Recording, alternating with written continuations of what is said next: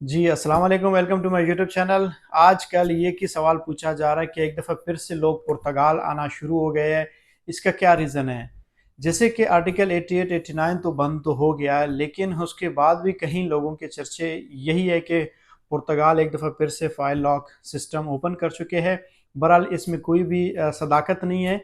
क्यों नहीं है? क्योंकि उन्होंने कहा था कि जो लोग 4 जून से पहले यहाँ पे थे और फाइल लॉक सिस्टम बंद हो गया, उन्होंने कॉन्ट्रैक्ट नहीं लगाया, उन्होंने फाइल लॉक नहीं कर सके, वो लोग अपने टैक्स पे करके अपना बायोमेट्रिक दे सकते हैं और अपना टीआरसी हासिल कर सकते हैं। तो अब इसको बहुत सारे एजेंट्स और बहुत सारे यूट्यूबर्स ने कैश करने के लिए, व्यूज़ लेने के लिए उन्होंने इस तरह के प्रोपेगेंडे शाये किए। लेकिन इस बात में भी कोई शक नहीं है कि अभी भी लोग पुर्तगाल आ रहे हैं। बहुत सारे लोग पुर्तगाल आ रहे हैं। वो कौन से लोग हैं जो पुर्तगाल इस वक्त आ रहे हैं? पुर्तगाल इस वक्त कौन से लोगों को फ़ायदा दे रहे हैं? इसी वीडियो में मैं आप लोगों को क्लियर करूंगा। अगर आप मेरे चैनल पे नए हैं तो चैनल को सब्सक्राइब करें, क्योंकि इस चैनल में आप लोगों को पुर्तगाल स्पेन इमिग्रेशन से रिलेटेड आप लोगों को न्यूज़ मिलते रहेंगे।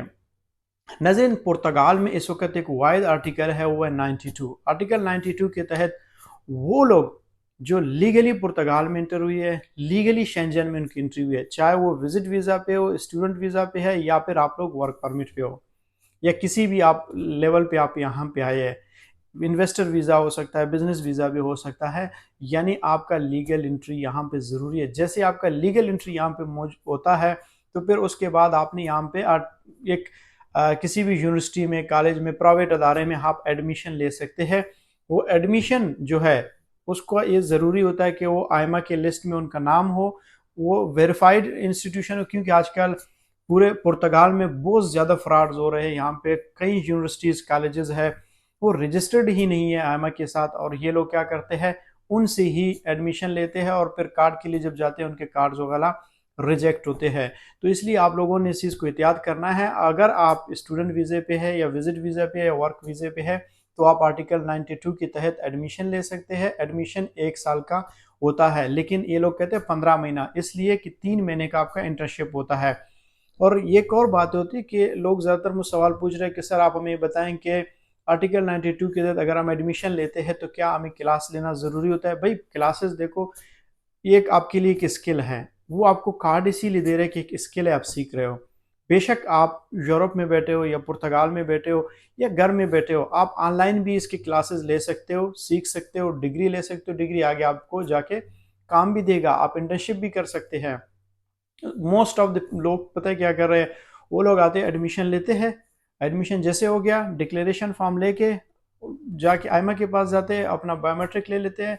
जैसे ही कार्ड आ जाता है, वो फिर अपना एक्टिविटी खोल देते हैं, कोई और काम करने लग जाते हैं, और फिर ये 1 साल के बाद जाके इसको रिन्यूअल के लिए जाते हैं। लेकिन यहाँ पे जो सबसे बड़ी बात यह है कि 1 महीने के अंदर, पहले तो 15 दिन में भी लोगों को कार्ड्स मिलते थे। 1 महीने में तो मेरे अपने क्लाइंट्स को भी कार्ड मिल चुका है।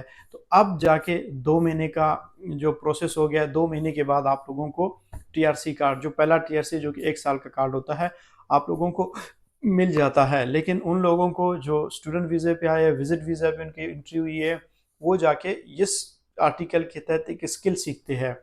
अच्छा, इसके लिए डिग्री की ज़रूरत नहीं है। हाँ, अगर आप डिग्री लगाते हैं तो आपके लिए ज़रूरी है, लेकिन एक स्किल है, कोई अनपढ़ भी सीख सकता है, कोई पढ़ा लिखा सीख सकता है। रिक्वायरमेंट सिर्फ एक ही है, आपकी एंट्री शेंजन में लीगल हो, आपके पास बोर्डिंग पास हो, और आपके पास पाकिस्तान से है तो पाकिस्तान में पुलिस करेक्टर सर्टिफिकेट, इंडिया से तो इंडिया से पुलिस करेक्टर सर्टिफिकेट।